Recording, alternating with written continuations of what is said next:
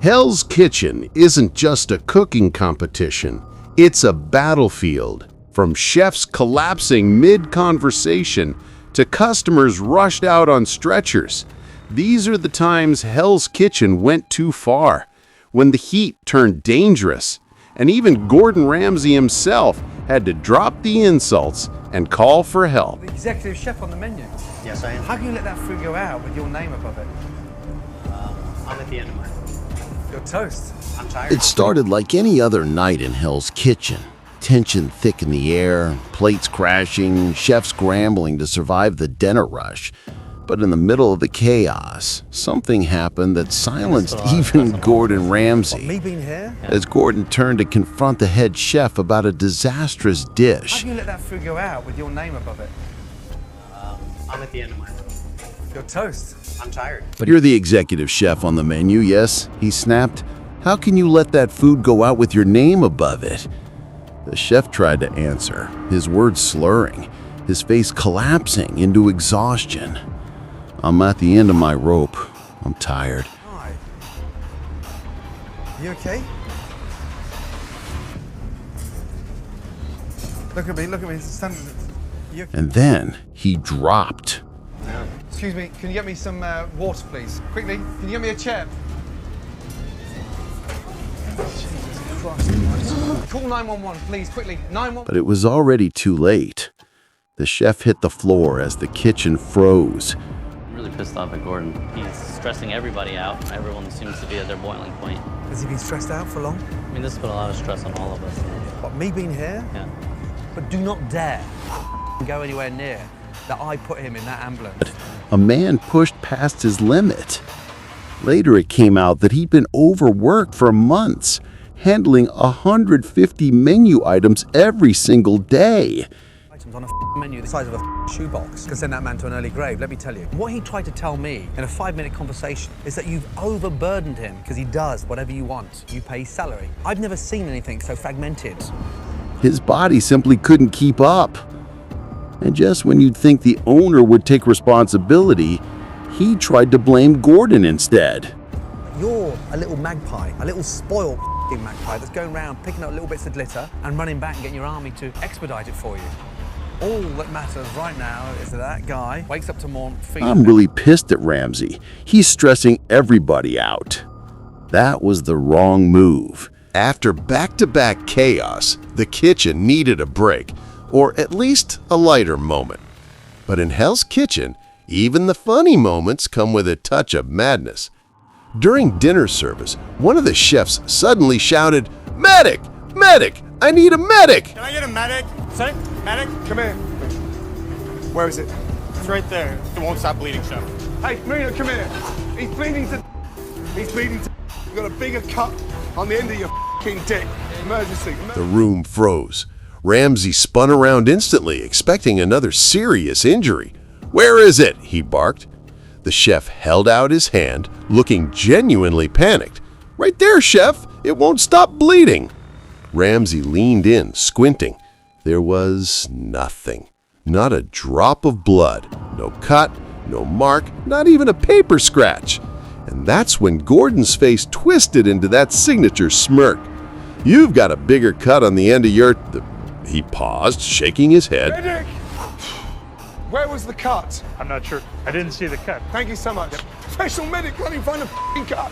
Get back to work before I really give you something to cry about. Just when things couldn't get any worse, Hell's Kitchen served up one of its most disturbing nights ever.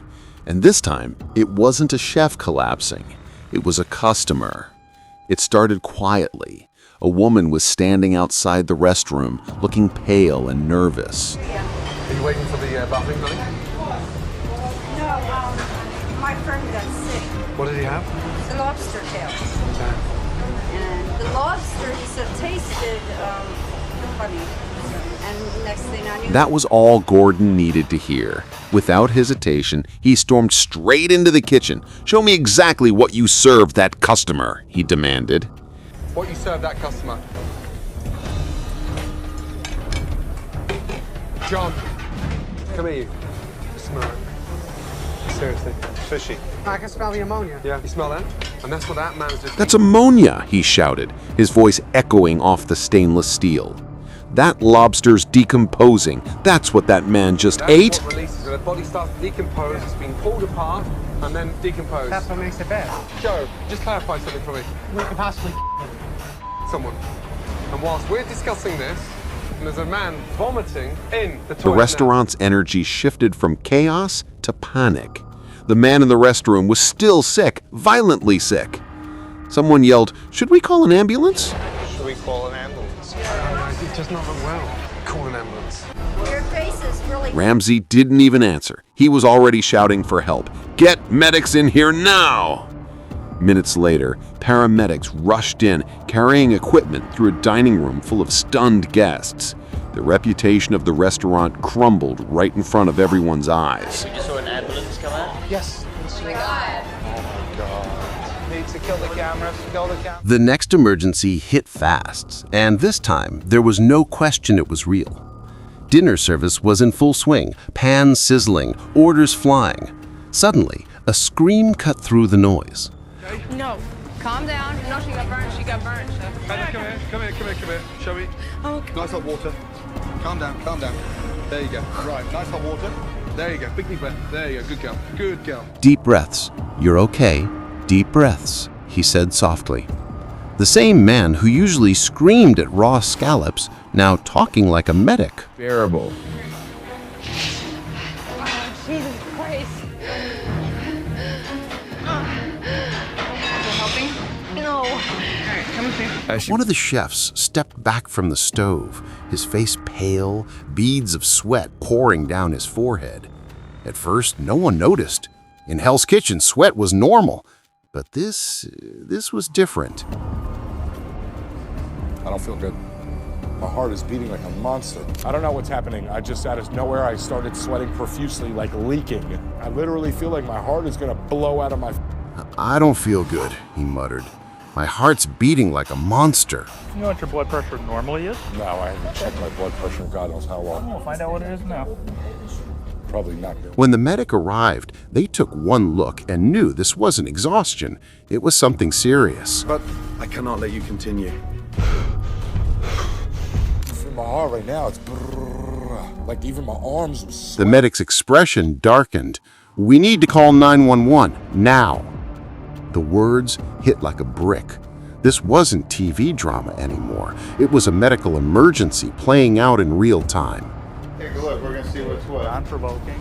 He felt very diaphoretic, and he's stabbing chest pain or punching chest pain. Ultimately, to the hospital. Minutes later, the ambulance lights flashed through the kitchen windows. The chef, still drenched in sweat, tried to argue. "I'm not quitting," he insisted. I feel like, nah, man, I can't do that. This is just something we gotta do. We're just gonna have you sign against medical advice. I'll sign whatever I need to sign, of course, a waiver, absolutely. My heart will explode out of my chest before I leave again. Just when the kitchen seemed to recover from one crisis, another chef suddenly vanished. His name was Larry. The night before, he'd been joking with the others, full of energy, confident. But by morning, everything had changed. The phone rang in the dorms, and one of the chefs picked up. "Hello? Is everybody there? Yeah, hold on. Everybody, let's go. Who is that? Is that Larry? Stress of everything basically shut my body down. I won't be back. Oh, no. Larry. I just need y'all to stay strong, be a unit. Thanks, Larry. We're thinking about you. We love you. This one's for you tonight, Larry. You could see it. The way they cooked with a little more care, a little more heart. For once, it wasn't about winning, it was about holding each other up.